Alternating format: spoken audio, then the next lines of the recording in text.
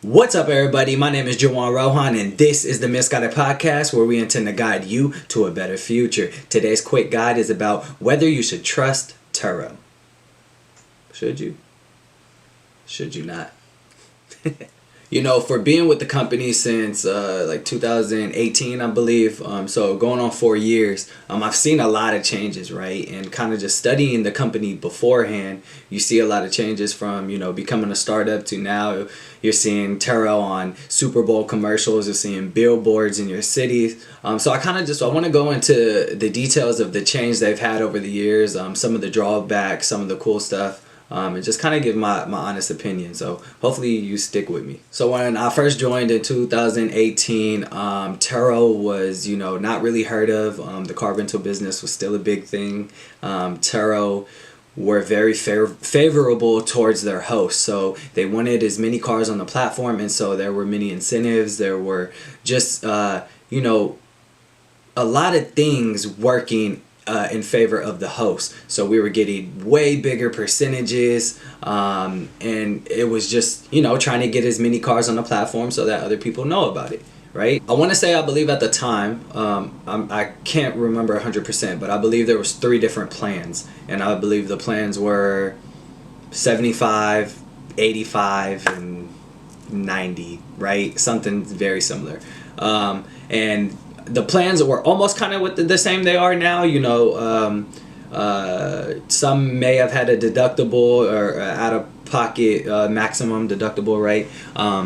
But I believe the 75 plan was it covered up to $1 million in liability. You didn't really have to worry about anything, and 75% is what the host got, and it was great. It was amazing, right? You can't complain about much, because if your car was to get in an accident, Turo would handle it, and they would handle it fast and everything, right? Because they were super caring about the hosts and keeping them on the platform. That was their main thing. And then things changed. So as a business, in any business, once you continue to grow, you start to realize that you have to really take care of the customers. And a customer, business, customers come first, man. And so as they started to grow and Turo got bigger and larger, they started to, shift their focus away from the host and focus on the customers. Okay, these are the complaints we're getting from the customers. A lot of the complaints were, one of the changes was the mileage. That happened a while ago. Is the hosts are charging too much on the mileage, right? At one point, we used to be able to charge whatever we wanted for any extra mileage. And what I mean by this is, back in the day, we used to say, okay, someone renting my car can only go 100 miles for free within 24 hours, like that day that they rent it. You got 100 miles. Anything over, I want it charged this, right? So I believe back in the day, I used to charge 79 cents to 89 cents per extra mile. And that's where a lot of the income would come. I'm talking you get thousands of dollars for people going over a month. And a lot of the clients and customers would complain to Turo, hey, we didn't see that. We didn't read the fine. It's not even fine print. We didn't read the details in the page. A lot of people would complain. So Turo started to take that into account, and boom, voila. Now the minimum hosts can put is 200 miles per day, which a lot of people aren't doing 200 miles, right, a day. And then you think about it on a road trip. If someone is going from the Bay Area to, let's say, Tahoe, right? You're talking hundreds of miles. Or the Bay Area to LA, you're talking 300 plus miles. And if they're renting for a week, right, or just 4 days, you're getting 200 miles per day. They can go to LA, drive around there, and come back and still be okay. Back then, they wouldn't be able to do that because they only get 100 miles per day. So you'd be able to get a little bit extra income. Now, Turo has changed their policies, and I'm not sure I'm with that. And then another complaint is that back in the day, you used to be able to charge a guest. So let's say a guest returned the car very dirty, and you wanted to charge them $10 for a cleaning fee. You had the option to do that in the app, and then they can accept it or they can decline it. They have 2 days to do either or. If they don't do it within those 2 days, guess what? Turo would just automatically take it from their account, just like a hotel would, Airbnb would, any other service. When they ask for that credit card, right, they want that like security, the security deposit when you're renting, right? So Turo would do the same thing, and they would just automatically deduct it when the customers would not hit accept or decline. This was amazing for hosts because we didn't have anything to worry about. We send it out, and then that's it. Like, they accept it, they decline it, no matter what, we're getting our money, right? If they decline it, obviously we go through an investigation or whatever. Turo decides, if they're liable or any not, or whatever, and it goes through that process. But we didn't have to worry about anything. And again, Turo decided to change because they wanted to focus on the customers and less of the host, because now they have all these hosts on the platform. Now what's next, right? We got to keep the customers happy. And so what they started to do is they came up with this new plan of where you can still do the same thing. You can still, the host can send out the reimbursement, ask for a reimbursement, and the guests have two days to decide to accept or decline. Now, if they don't press anything, nothing happens, right? You have to remember to go back to the app and escalate it to Turo, or you have to hit up the guests and ask for them to reimburse it or try and solve it independently. So it just is, they're requiring hosts to be more proactive. It's not like I send it and I'm gonna get the money no matter what.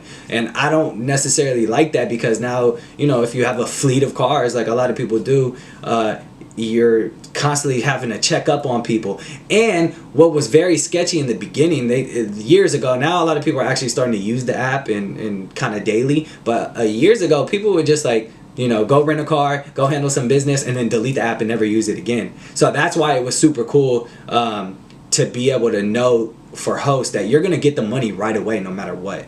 And I really appreciate that. And now they're changed. My watch going off was actually a timer to respond to a renter who's actually picking up my car from SFO. You see, I'm here making a podcast and I'm making passive income. That's why I love Turo, but I'm just explaining the kind of drawbacks I've seen over the years. So throughout the years, you're seeing Turo make these changes, and their focus is shifting from hosts to customers. Well, recently, their focus is kind of shifting back to the hosts, and I'll tell you why. What I've been seeing is that the hosts aren't happy. A lot of people are dropping off Turo.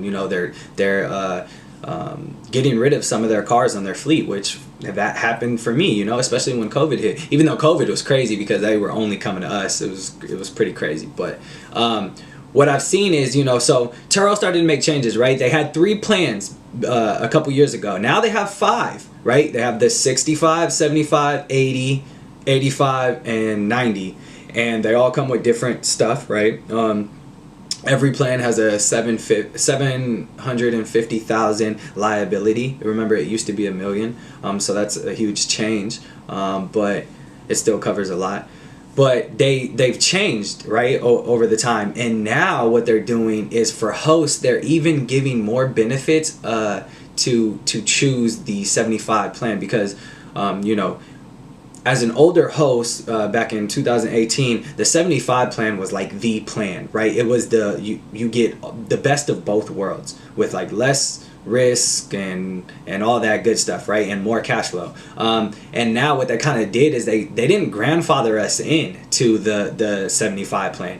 We had to literally pick, okay, are we going to stay with the 75 plan and this is all the BS that they offer? No, like the 60 plan is what we should be grandfathered into with the 75 commission. The 60 plan, we'll just go over it a little bit, but it includes no deductible, which I feel like older hosts should have been grandfathered into that. Instead, they wanted us to pick the 75 plan and then have a $250 deductible for any incidents, right? It could be a little freaking crack or ding in the door and you have to pay $250. Like, that's crazy.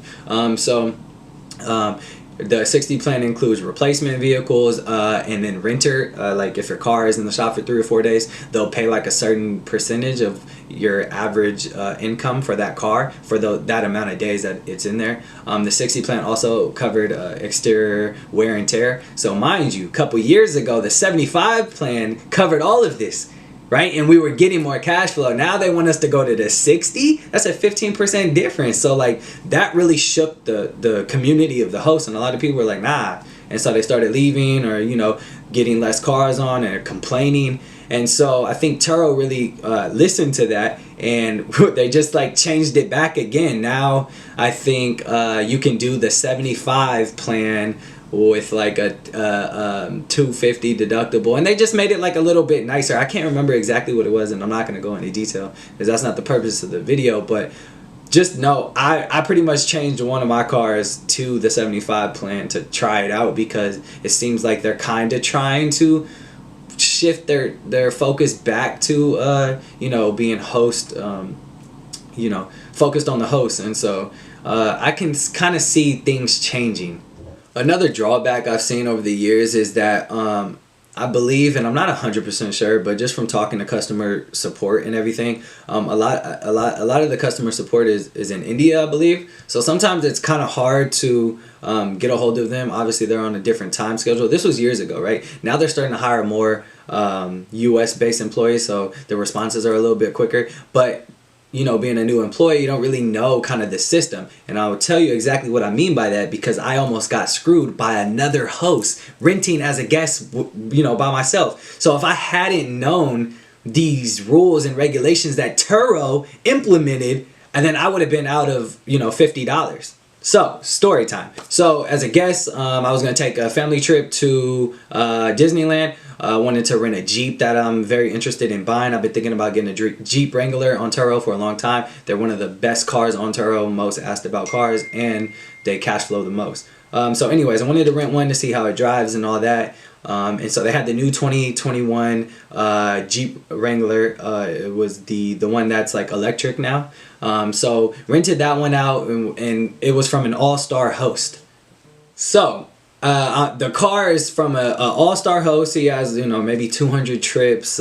Seems cool. Reviews are pretty good. So I'm like, oh, let's book it. Boom, book it. Drive to LA, do everything. About to drop in the car off. I think I'm running 18 minutes late. I was supposed to return the car at 7. Obviously, coming from LA, it's a 5 to 6 hour drive. There was a little bit of traffic, and so I was 18 minutes late. Let the host know, hours before, because as a host, I know you might have another rental right after. You have to go drop that car off and an hour away, right? So I'm being very communicative with the host. He's cool, everything. And so I get there 18 minutes late, and he has some other people come and pick it up, and then they're checking out the car. I'm checking out the car. I made sure the gas was same level, and everything, right? I know the rules and everything, and how you should take care of a car.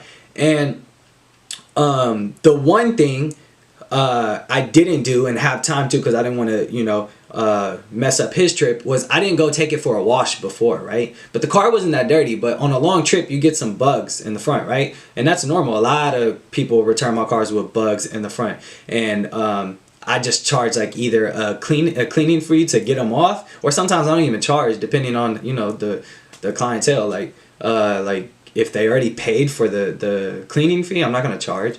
That's just not what you do. But anyways, I am returning the car, and the people call him and is like, hey, there's some bugs on the car. It wasn't a lot. Like I have the photos. I can show the photos, whatever. And he's like, all right, well, charge him $50. Ooh, $50. So I'm like, put him on the phone.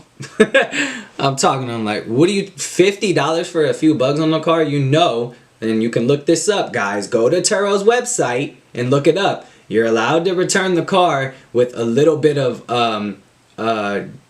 the car can be a little bit dirty from normal driving on the road, right? So little bug splatters or whatever, that's super normal. You can't return the car excessively dirty unless you pay for that option. So I was like, $50, come on, man.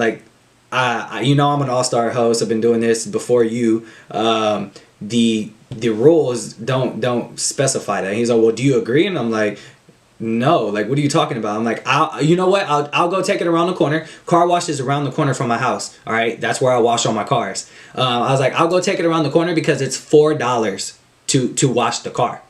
Or I'll give you the $4. Or just charge me $10 in the app, right? Like, you know, I'll pay $10, whatever, for the convenience or whatever. You know, I was like, but $50, dude, that's robbery. Like, you're out of your mind. So, as a host, I already knew he didn't take photos before and upload them to the app. And you have to, in order to, when you ask someone for like a reimbursement or something, you need the photos to show proof, the before and after, right? Well, he didn't really necessarily take photos of the front before, but his dudes in the when they came and picked up the car, we were talking and chatting it up. So they didn't take any photos. So I was like, okay, bro, all right. And he thought I was going to pay, right? So he thought I was going to pay the $50. He said, oh, you agreed. I never agreed. I was like, okay, bro, I just didn't want to talk. Like, bro, you're wild. Trying to rob people out here. I do not like that customer service at all. So then I get an invoice 2 days later for the charge of $50, right? You have 24 hours as a host to submit the photos. He didn't do any of that. So I was like, oh yeah, I'm fighting this easily. So, but I fought it, okay? This is where Turo comes into play, and this is why it's like, can you trust Turo sometimes? Like, you need to be really on top of them, because, and that's when I go back to their customer service, because sometimes it's great and sometimes it's not, and you just need to be on top of that and be aware of what you're doing. And so he escalated it to Turo. Turo approved it. And I was like, okay, first of all, Turo, you know I'm an all-star host, blah, blah, blah. Like, don't treat me like this. Like, what are you doing? Like, I was like, I know the rules. So what I did was I sent them 5 emails, back to back to back. I was like, here, he copied their link to their website and was like, here, this is what it says in your website. You obviously state that they have to upload photos, which he did not. I was like, oh, actually, the photos he uploaded are actually showing the inside of the car. And he's complaining about the bugs on the outside of the car. The inside is sparkling clean. The inside was like crazy, like just like he picked it up. So these photos do not suffice. Please refund me my money. Boom, another email. I was like, on your website, you say the car can come back a little bit dirty. Boom, sent that email. Another one was like, hi, the host, please ask the host to upload a receipt of the $50 car wash that he spent. Because you have to do that to charge someone, right? I can't charge someone $50, but the car wash is only $4, right? Like you're robbery. And so Turo requires that. But they've been slacking lately as they've been like doing these transitions. Like, sometimes you can just submit something and the person accept it and you don't have to show proof, or the person not accept it and Turo accepts it on their behalf. And like, this is robbery in some sense. So they tried to they approved it. I sent them 5 emails. I get a response like 2 days later after the 5 emails. So we're almost like at a week and no response. And they had already taken the money out, and I was like, okay, cool. Someone finally hit me back and was like, oh my God, I am so sorry, blah, blah, blah. We have reimbursed you your money. This is, we don't know what happened, blah, blah, blah. And so then I left the review for the guy and was like, this is terrible customer service. Like, I don't know how he has all these great reviews. Yeah, the car was amazing. And actually the guy was pretty cool at first, but to kind of charge $50 for a little bugs in the front, like, I could understand if I returned it crazy dirty, and I was willing to pay, like I said, up to like $10 or whatever, just because I know how much a car wash is in the Bay Area.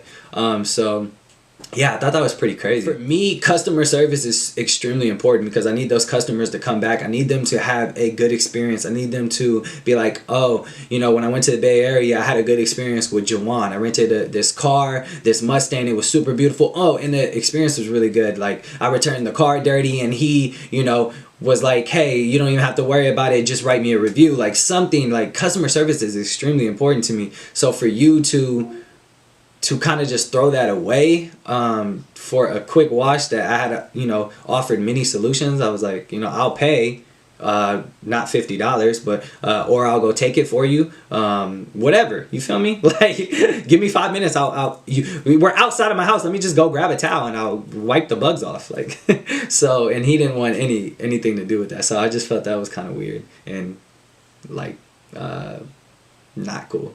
And that's the whole point of this video is like, why and should you be able to trust Turo? And I think you can, right? Because they ended up correcting the mistake, and companies and people make mistakes. And I really love Turo and what it has done for me as a business owner, right? But you as a host have to remember that you do not own this business. Turo is its own business. If Turo is gone, you don't have a business. You just have a lot of cars now with no income. You have to remember that these customers you have to take care of, because if Turo was gone today and you still had these customers' contacts information, then maybe you could get your car rented out when they come back, right? Because Turo is a platform and that can disappear at any moment, but these customers cannot. You can always have these customers. So you have to be willing and able to give a great customer experience. And I think Turo kind of struggles with that sometimes, right? Is I'll get a great customer service this time, and then the other time it's, taking 2 months for a damage claim. Like, I don't understand. What's the difference? It should always be consistent, okay? Consistent, great customer satisfaction. And that is the point of this video. So yeah, that wasn't really like a quick guide, but it was story time. Well, you heard it here. This is the Misguided Podcast, where we intend to guide you to a better future. My name is Juwan, and I'll see you on the other side. Thanks for watching.